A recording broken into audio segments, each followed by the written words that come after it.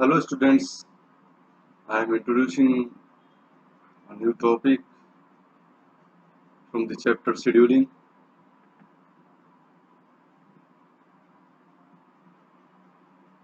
Myself Gahind Singh, lecturer information technology, Department of Technical Education Uttar Pradesh. Basically ये videos BTech और diploma sectors के लिए valuable.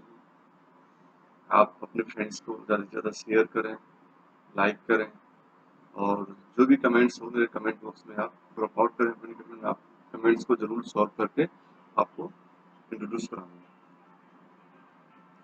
ये lecture outline है। जो आज ये लेक्चर जिस टॉपिक पे बेस्ड है वो है डिफरेंट टाइप्स ऑफ शेड्यूलिंग। इसके 4 टाइप्स होते हैं: static scheduling versus dynamic scheduling, centralised, hierarchical and distributive scheduling, cooperative scheduling versus non cooperative scheduling, independent versus workflow या डिपेंडेंट शेड्यूलिंग। इसी के बारे में इंट्रोडक्टरी स्लाइड है। तो फर्स्ट है स्टैटिक वर्सेस डायनेमिक शेड्यूलिंग। तो first of all, we have to introduce static means and what is the word of dynamic means. Static और dynamic दो वर्ड हैं, इनका क्या मीनिंग है पहले हम इससे। स्टैटिक का मतलब है जो चीज फिक्स्ड है, जिसे आप चेंज नहीं कर सकते, दैट्स कॉल्ड द स्टैटिक। जैसे आप सी प्रोग्राम में किसी वेरिएबल की वैल्यू आप डिफाइन कर दी, integer a is equal to 10, that's called the static representation. अगर उसी की वैल्यू हम ले लेते हैं इंटीजर में a और b और रन टाइम पे हम उन वैल्यूज को डिक्लेयर करते हैं और रन टाइम पे हम कोई भी वैल्यू चेंज कर सकते हैं, कितनी बार भी चेंज कर सकते हैं, that's called the dynamic. Dynamic means a changeable things. तो स्टैटिक शेड्यूलिंग का जो कंसेप्ट है वो प्री शेड्यूल्स जॉब पे है। प्री शेड्यूल्स जॉब का मतलब है जितने भी प्रोसेसर्स हैं आपके पास या जितने रिसोर्सेज हैं, जितनी जॉब्स आपके पास आ रही हैं, उनको आप पहले से शेड्यूल कर दीजिए। सपोज आपके पास 10 मशीन्स हैं, 10 प्रोसेसर्स हैं और आपके पास हंड्रेड्स ऑफ जॉब्स हैं। तो जो पहले आती जा रही हैं उनको आप शेड्यूल कर दीजिए कि 1 2 3 के इस मशीन पे 1 जॉब जाएगी, 2 3 4 5, इवन जो है 1 11 21 31 41 51 इस टाइप से जो इस मशीन पे परफॉर्म होंगी।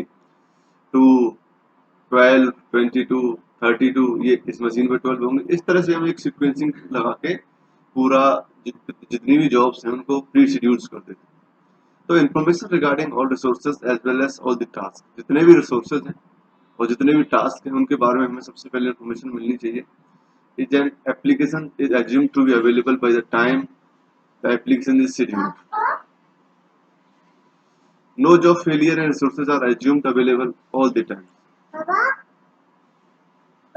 बेटे पापा काम कर रहे हैं। No job failure and resources are assumed available all the time. Basically क्या है, जितने भी रिसोर्सेज आपने एज्यूम कर लिए हैं और जो एट ए टाइम पे अवेलेबल हैं आपके लिए, वो इस तरह से काम करें कि कोई भी जॉब हमारी फेलियर कंडीशन में नहीं जानी चाहिए, क्योंकि हमने फिक्स्ड कर दिया। ये जो मैंने अभी सीक्वेंसिंग आपको बताई कि इस मशीन पे ये सीक्वेंस जाएगी, ये मशीन पे ये सीक्वेंस जाएगी, मतलब है कि मैंने हर मशीन को जॉब फिक्स्ड कर दी, प्री शेड्यूल्स कर दिया मैंने। अब कोई चेंजेस नहीं हो सकता, तो इसलिए इसको स्टैटिक शेड्यूलिंग कहते हैं। डायनेमिक शेड्यूलिंग का मतलब है it is more flexible than the static scheduling where the task allocation is done on the fly when the application executes. कभी-कभी क्या होता है, कोई प्रोसेसर या कोई मशीन पर्टिकुलर आपकी जो है खराब हो जाती है, तो उस पे जो शेड्यूल्स जॉब थी उनको आप दूसरी मशीन पर शेड्यूल कर सकते हो किसी भी टाइम। ये फ्लेक्सिबल है, कभी भी किसी भी मशीन पे या कभी किसी प्रोसेसर पे आप कोई भी जॉब कभी भी शेड्यूल कर सकते हो। This is more flexible. Next है centralized, hierarchical and distributed scheduling. Centralized scheduling का मतलब है सेंट्रलाइज्ड और डिसेंट्रलाइज्ड, दो वर्ड है। सेंट्रलाइज्ड का मतलब कि एक पर्टिकुलर पॉइंट पे सारी जो डिवाइसेस हैं वो कनेक्ट हो जाएं। जैसे कि हम स्टार टोपोलॉजी है, स्टार टोपोलॉजी में क्या होता है, हब या स्विच होता है, उससे सारी डिवाइसेस कनेक्टेड होती है, वो सेंट्रलाइज्ड है। और डिसेंट्रलाइज्ड का मतलब है कि अलग अलग चीजें कनेक्टेड हो, जैसे बस टोपोलॉजी है, एक केबल से अलग अलग लोकेशन पे अलग अलग चीजें कनेक्टेड हो।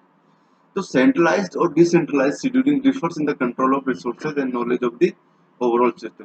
मतलब सेंट्रलाइज में ये कह रहा है, सेंट्रलाइज और डिसेंट्रलाइज का मतलब है जितने भी कंट्रोल सिस्टम्स होते हैं इनमें या जितने भी रिसोर्स को कंट्रोल, रिसोर्स है, नॉलेज है, उसको कंट्रोल करना है, उसके लिए जो ओवरऑल सिस्टम्स हैं उनमें अलग अलग कंडीशंस होती हैं।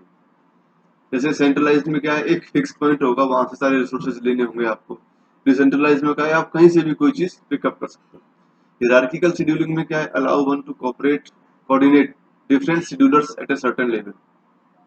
डिस्ट्रीब्यूटिव में है, no central entity controlling the, यहाँ पे कोई सेंट्रल एक्टिविटी, सेंट्रल एंटिटी नहीं है, या सेंट्रल कोई मशीनरी या सेंट्रली सिस्टम नहीं है जो सारे रिसोर्सेज को कंट्रोल कर सकता है एक ही जगह से। लेकिन सेंट्रलाइज में ये पॉसिबल है। In the case of centralized scheduling, there is more control on resources. The scheduler has knowledge of the system by monitoring of the resources state. Centralize scheduling में क्या कह रहे हैं कि सेंट्रलाइज शेड्यूलिंग का मतलब है कि एक व्यक्ति ही सारी मशीनों को कंट्रोल कर रहा है। तो जहाँ पे शेड्यूलर की जो नॉलेज होगी सिस्टम की, उसको मॉनिटर करेंगे। तो एक ही व्यक्ति सारी मशीनों को चला रहा है, तो वो एक ही व्यक्ति है जो सभी को मॉनिटर भी कर रहा है कि कौन सी मशीन में कोई सारी मशीनें सब स्मूथ चल रही है, कोई दिक्कत तो नहीं आ रही, वो सारी चीज।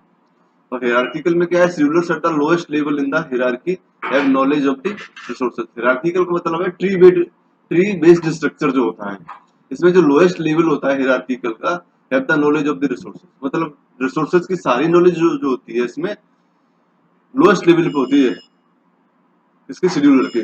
लेकिन इस सेंट्रलाइज में वो सेंटर पॉइंट पे होती है, डिस्ट्रीब्यूटिव में वो बटी हुई होती है। तो शेड्यूलिंग डिसीजंस जो होते हैं यहाँ shared by the multiple distributive schedulers.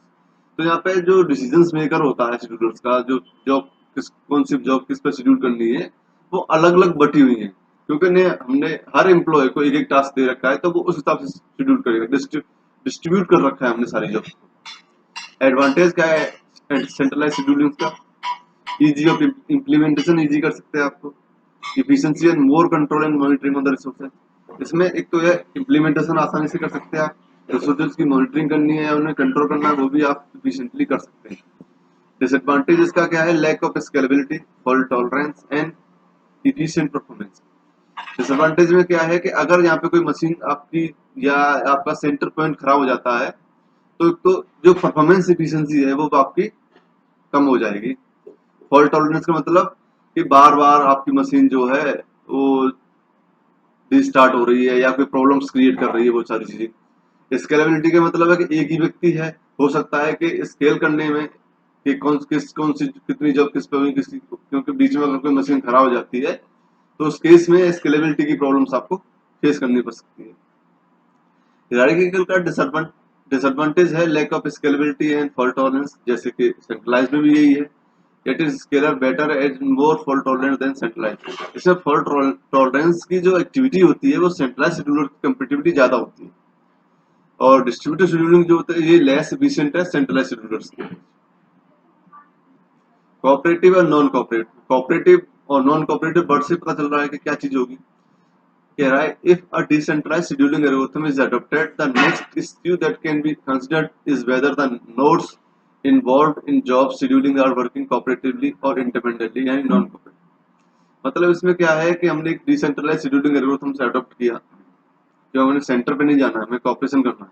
तो हमें जितने भी रिसोर्स अलोकेट कर रहे हैं, हम जितने भी जॉब्स या टास्क रिसोर्सेज को अलोकेट कर रहे हैं, या किसी पर्टिकुलर इंडिविजुअल एम्प्लॉय को अलोकेट कर रहे हैं, तो उसके कॉपरेशन के साथ ही वो परफॉर्म हो सकते हैं। अगर वो कॉपरेट करेगा तो सारा काम आसानी से हो जाएगा, अदरवाइज वो काम परफॉर्म नहीं होगा, शेड्यूलिंग परफॉर्म नहीं हो पाएंगे। In the case of non cooperative scheduling में क्या है, individual schedulers act alone as autonomous entities and arrive at decision regarding their own optimum objects independent of the effects of the decisions on the rest of the system।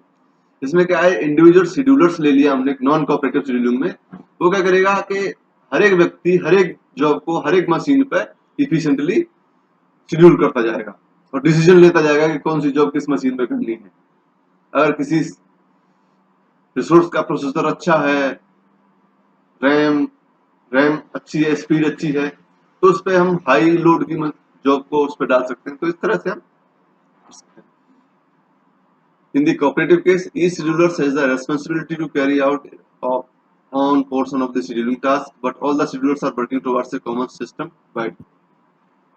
Now, last है independent and dependent scheduling। independent scheduling का मतलब है task can be run independent। Independent का मतलब है आपने jobs allocate कर दी, वो रिसोर्सेज पे जाएंगी, मशीन्स पे जाएंगी, परफॉर्म्ड होंगी और आउटपुट आपको प्रिंट कर देंगे, वो किसी पे डिपेंड नहीं है। लेकिन डिपेंडेंट का मतलब है कि आपने जॉब्स को लोड कर दिया, फिर जो प्रोसेस हो रहा है उसको भी फॉलो करते करते करते आपने जो सारी इनपुट प्रोसेस है वो देने के बाद एक आउटपुट आपको मिला। तो डिपेंडेंसी का मतलब है कि precedence orders existing in the task, task में जो प्रेसिडेंस ऑर्डर है कि किस ऑर्डर में कौन सी मशीन लगी हुई है, किस ऑर्डर में कौन सी मशीन पे कौन सी जॉब हमें परफॉर्म करनी है, उसको हमें फॉलो करना। डिपेंडेंसी का मतलब task can not start until all its parent are done, जब तक इसकी पेरेंटली प्रोसेसिंग डन नहीं हो जाएगी तब तक कोई भी टास्क स्टार्ट नहीं कर सकते आप। ये रेफरेंसेस है यहाँ से मैंने टॉपिक्स से रिलेटेड थिंग्स उठाई हैं। एंड थैंक, अगर कोई क्वेरी हो तो आप मुझे कमेंट कर सकते हैं।